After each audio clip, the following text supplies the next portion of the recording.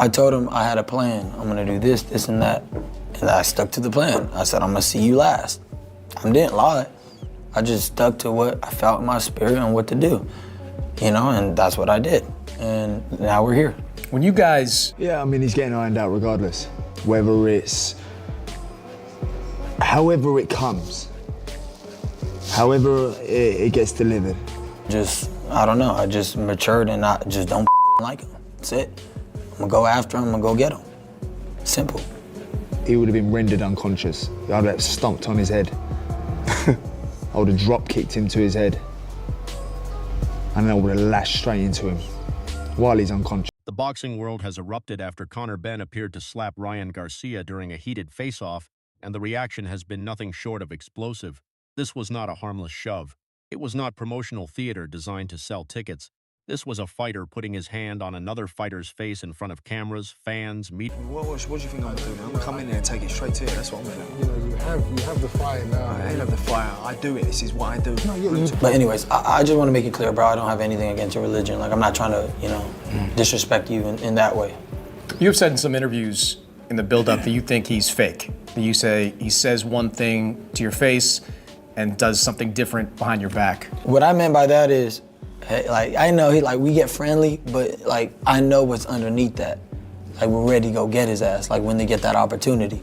So that's all I meant. Media members and the entire boxing community. Since that moment, opinions have flooded in from every corner of the sport, and very few people are staying neutral. Ryan Garcia's reaction told a story of its own. He did not appear shocked. He did not seem surprised in many ways. He looked like a man who had been expecting something like this all along. A guilty pleasure to be like, yes. Cause like, you never want somebody to get slapped or punched, but some people really deserve it, cause usually I would feel bad. And when I've seen the second one, and I was like, ooh, I kind of feel bad. But something within told me like, nah, he needed that. He needs to be humble, bro. Cause Garcia later suggested that some people in boxing behave as though the rules simply do not apply to them, and many fans immediately connected those comments to Benn. What stood out most was the complete lack of hesitation in Garcia's response. There was no attempt to downplay what happened and no sign of forgiveness. Instead, Garcia looked like someone... I would never raise my fist to someone. A little push and a shove's all right, a little, you know, a little tussle, no problem. Putting your hands on somebody is very different, and I've never done that in my career. But if I'd seen him now, it would have been a lot worse than that. If the security weren't there and there weren't 5 men holding me back, I would have had my hands... Who had finally reached his limit. Whose side are you on? Let us know in the comments, because this rivalry has now divided the boxing world. What makes the situation even more interesting is Benn's own explanation. He initially described the incident as a little tussle, but moments later claimed that if security had not intervened, he would have had... I do believe it. I feel like if I wanted to, I could outbox you. Like, if I just move on my bike and beat you, I could beat you like that. Please. I just don't want to do it. Please. Ultimately, I'm too young, too fast, too strong, and I'm going in there with a point to prove. If I look at myself, me at my prime, I'm here. The way that Conor trains is absolutely, it's just another level, completely different. Completely different. I've never seen anybody train like my son. Never. The dedication that he's got, the will to win, the motivation. Had his hands around Garcia's neck. Those two statements do not exactly match. If it was just a minor disagreement, why talk about choking your opponent?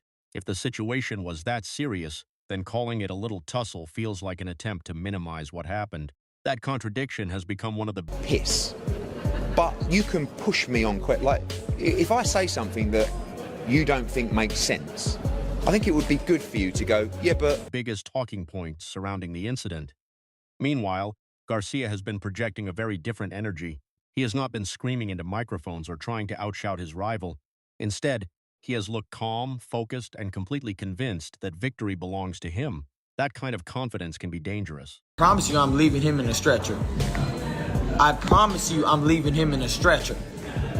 If I gotta bite it, I'm leaving him in a stretcher. If I gotta twist his arm and break his arm in the ring, I will. This is not a fight to me, dog. I mean, this is not a boxing match. This is a fight. I'm coming to destroy his life. And if you think I'm playing around, well, people... When a fighter says he can beat his opponent in multiple ways and chooses not to explain every detail, it sounds less like trash talk and more like genuine belief. Even experienced figures within the sport seem to recognize that this rivalry has moved beyond ordinary promotion. One veteran behaviour. Of course he wants it. Oh, what, you want the smoke now? You want to be vocal now? Coward. So why are you saying that he's being vocal now? Well, because I've just gone 10 rounds with Regis, probably. You know? But ultimately, his performance with Barrios weren't entertaining, weren't exciting. Boxing Insider hinted that the atmosphere around this fight feels different from the usual manufactured drama. Boxing has seen countless heated press conferences and face-offs over the years, but there is a growing feeling that this situation has crossed into something much more personal. Garcia's language has become increasingly... I mean, how many times have we seen boxers do things that they shouldn't do?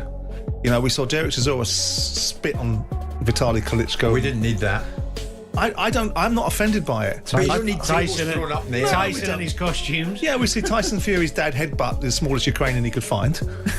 You know, we're in this territory. But we called that out. Yeah, Should we not call this out? Look, what... intense as the build-up continues. At times, he has stopped talking about strategy, rankings, or championship belts, and started speaking about punishment and destruction. When a fighter begins referencing the dangers of the sport itself during a press conference, it suggests that the mental battle has already reached another level. Irrelevant of all the noise, irrelevant of all the haters, irrelevant of all the no's you can't do. I'm going to go into this fight fueled with a chip on my shoulder to prove to the world that I will be the greatest WBC champion. So, you know, for me, to answer your question, I'm going to come out fast and put it on him and hopefully get him out there early. In Garcia's eyes, Benn did not simply disrespect him as a fighter. He crossed a personal line. Benn, however, has shown no signs of backing down. He has continued to attack Garcia verbally and has even accused him of being a coward. That accusation has not gone over particularly well with many fans. Critics argue that Benn cannot position... Move. I really did. Have you spoken? I would never. If you chin someone at a presser, if you do that, it's different. But when you carry something on the stage to hit someone around the face with, I weren't mad on it. That's all. But it does sell the fight. Yeah, and it's an absolutely the fight's going to sell anyway. Himself as the victim after appearing to initiate physical contact during a face-off. Whether people agree or disagree, the footage has become central to the entire conversation. Several respected voices in boxing media have also weighed in. One commentator pointed out that boxing has a long history of fighters crossing boundaries during promotional...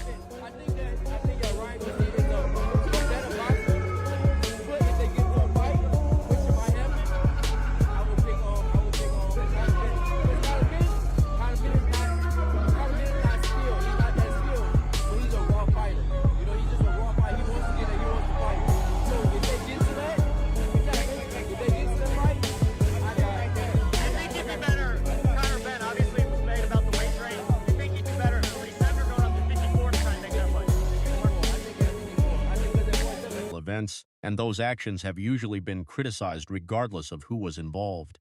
The question being asked now is simple. Why should this situation be treated differently?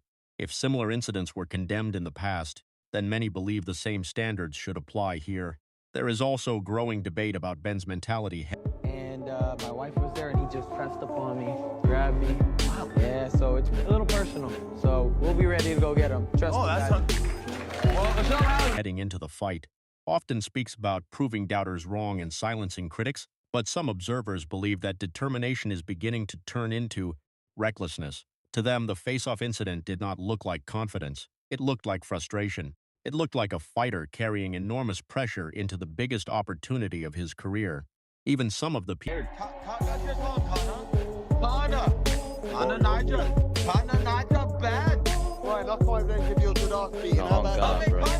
Let's go, Conor! You would not come over here to the stage and bro, you would not do it, bro. You suck. Well, you want to come up to 147 at boxing, bro? 147, we can run it. 154, whatever. I would knock you. I would beat you and Eddie Hearn at the same night. The one said by that, you can't even speak Spanish and that's your language, mate. That's my feet, though. Listen, you're coming with small dick energy. That's small dick energy. Small dick energy. Hey, ask your girl how my taste. How about that? My People involved in promoting the event have acknowledged that a line may have been crossed. There is a significant difference between a heated argument that escalates unexpectedly and a deliberate action during a staged face-off. One can be explained as emotion taking over. The other appears much more calculated. That distinction has become a major part of the debate. Adding another layer to the discussion are opinions from fighters who have actually shared the ring with Benn.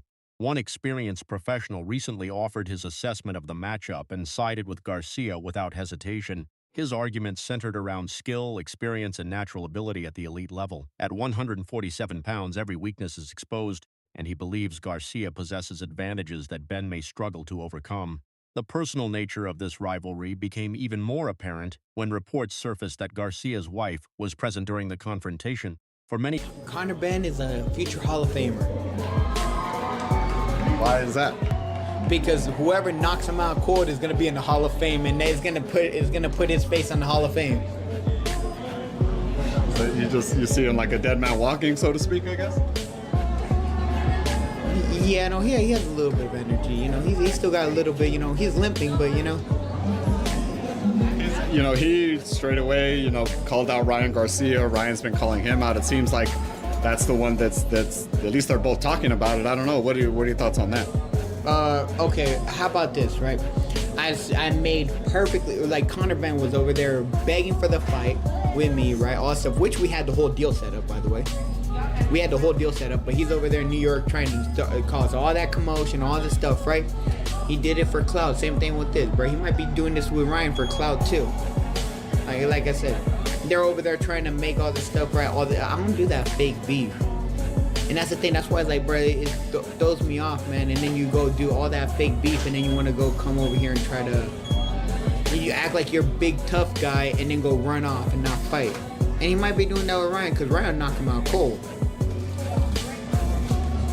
You see Ryan knocking Conor Benn out, huh? Anyone, Devin Haney might knock him out cold. And that's saying a stretch. That's a Devin Haney compliment from Rolly. That's kind of crazy. Bro, dude, no. It's not even a compliment. It just shows how bad Conor Benn actually is. Fighters, family involvement changes everything. What might have started as professional competition suddenly feels much more personal. Garcia is no longer just fighting for a title. He appears determined to make a statement. Leaked audio conversations between the two fighters have only intensified those feelings. The exchanges reportedly revealed deep resentment and genuine hostility. Any professional... We are being told that September, the Mexican holiday in September, around about the 12th of September, Las Vegas, the destination, as Ryan Garcia of Mexican heritage will be defending his WBC welterweight championship. And he was on the Jimmy Fallon show this week, which is massive over in the States. He made a big announcement because he says that he's going to be fighting a certain fella from the United Kingdom in the shape of Conor Benn. What did you make of all that? And just for a little bit of context on that, Conor Benn hasn't fought at 147 pounds flat for the last 4 years. His last fight was 150 pound catch weight against Regis Prograis. He hasn't hit 147 for 4 years. Still highly ranked with the WBC at 147, and now gets an opportunity, it seems, in September. Respect that may have existed seems to have disappeared long ago. To many observers, the face-off incident was simply the physical expression of tensions that had been building for months. Former champions have also shared their predictions, and some have been brutally honest. One respected ex-world champion summed up his prediction in a single word: easy. The simplicity. We're going to have Ryan Garcia, Conor Benn in Vegas. We're going to have Canelo and Christian and Billy in Saudi Arabia. So time-wise, they'll both be able to see. You'll be able to see both. Canelo will go first in the morning, and then Ryan will go in the evening. But here he was on Jimmy Fallon. Let's take a listen. And announced it tonight. Yeah. When is it, and what can you say about this fight? I can say that we are fighting September 12th. We'll be in Vegas. And the opponent, let's just say, he's from the other side. Yeah, so he obviously means across the pond. Are you going to fight He's across the pond, I'm sorry. Yeah.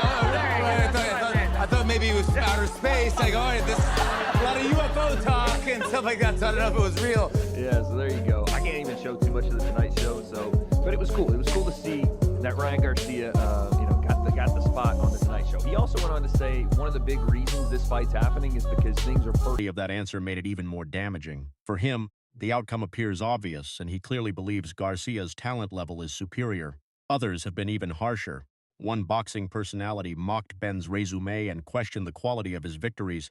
The criticism has followed Benn throughout his career. While supporters praise his aggression and determination, critics continue. In terms of that fight, I think it's a good fight. You know, I don't think it's a big fight in America. I think it's a big fight in the UK. Obviously, Ryan's a big star in America, Conor's not.